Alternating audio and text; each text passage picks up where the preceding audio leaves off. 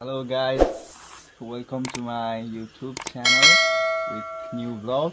And आज चाहिँ म यो भ्लग बनाउँदैछु किनभनेदेखिमा मैले YouTube चाहिँ अहिले भन्दा 1 वर्ष अगाडि सुरु गरेको थिएँ जहाँ चाहिँ मैले ग्रो गर्न सकिनँ हैन। अनि मैले TikTok चाहिँ अहिले भन्दा 3 महिना अगाडि मात्र सुरु गरेको थिएँ अनि TikTokमा चाहिँ 10k फलोवर्स पुगिसकेको छ। अनि मैले एउटा के भन्छु भन्देखिमा म 10k फलोवर्स पुगेपछि चाहिँ मेरो YouTube लिंक पनि राख्छु भनेको थिएँ। अनि YouTube लिंक मात्र राखेर भएन, भिडियो पनि बनाउनु पर्यो। त्यही भएर मैले आज एउटा भ्लग बनाउँदैछु, जुन भ्लग चाहिँ भैँसी चराउन गएको भ्लगमा बनाउँदैछु। मेरो बुढीसँग भैँसी चराउन जाँदैछु। बुढीको अनुहार पनि हेर्न न तिम्रो अनुहार चाहिँ मेरै स्वास्नी हो यतिका हो यहाँ। अनि हामी चाहिँ भैँसी गोठालो जाँदैछौँ है त। रागालाई देखाइदियो हाम्रो रागा।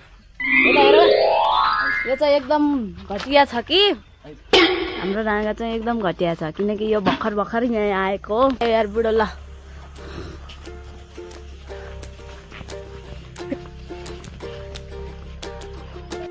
ए रागा किन किन यस्तो छ भन्दै यस्तो छ कि यो एकदम घटिया छ कि घटिया यस्तो छ यहाँ। ए ल यस्तो बस्तीमा यो रागालाई हामीले यसरी चराउनु ल्याएको खाएको भए त के गर्नु र। यस्तै छ हामी चाहिँ दुख्याए गरिबी भयो एकदम। मार्ने भए बुढोले मार्ने भए खै देखे त यस्तो मैले यस्तो मात्र गर्छु म चिमार्दै मात्र भनेको यस्तो मेरो लोग्ने चाहिँ लोग्ने छैन नभन्न के भन्ने त के भन्नु भिडियो बनाउनलाई के भन्नु भ्लग भन्दा यस्तै त हो नि जोक आइमा जोकिङ गरे भनेर भन्दैन कसैले। बुढालाई बुढी भन्छ बुढी ए त्यही हो त्यो हो। तर अहिले भन्नु खोजेको कुरा चाहिँ के भन्दैछ नि ऊ यसको बारेमा हो ए त्यसको बारेमा नि होइन क्या मेरो बारेमा हो क्या मेरो बारेमा।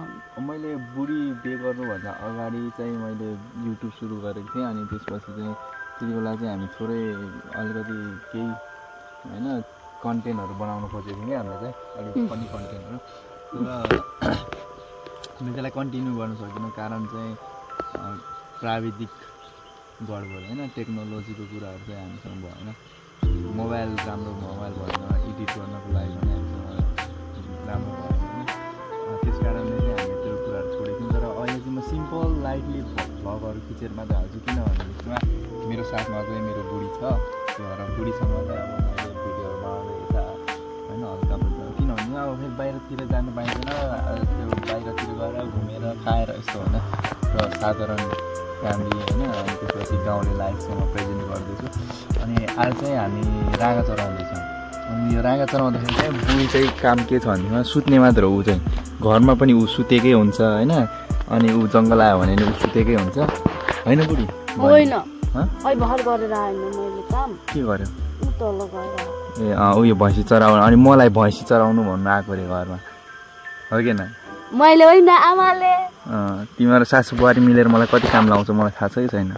होइन किनकि मनरीसँग चाहिँ यो रागा मान्छ अनि त्यही भएर कसलाई मनरी भने तैँले मेरो बुढासँग चाहिँ यो वस्तु भाउ जीव जन्तुहरू एकदम नजिक हुन खोज्छ त्यही भएर मेरो बुढोलाई भन्नुभएको आमाले। त्यही भएर बुढी पनि मसँग नजिक छ नि किनभनेदेखिमा बुढी पनि अब बुझिहाल्नु होला किनकि बुढी भनेको त सधैँ साथमा हुन्छ।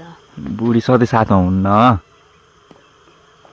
है। ल ठिक छ गाईहरू अब यस्तो ठिक छ यतातिर फर्केर भनिदिउँ न। अब यो चाहिँ रागोल चाहिँ म किन पालेको भनेदेखिमा यो रागो पाल्नु पनि एउटा ठुलो इतिहास छ किनभने हाम्रो घरमा आजसम्म कसैले पनि रागो पालेको छैन।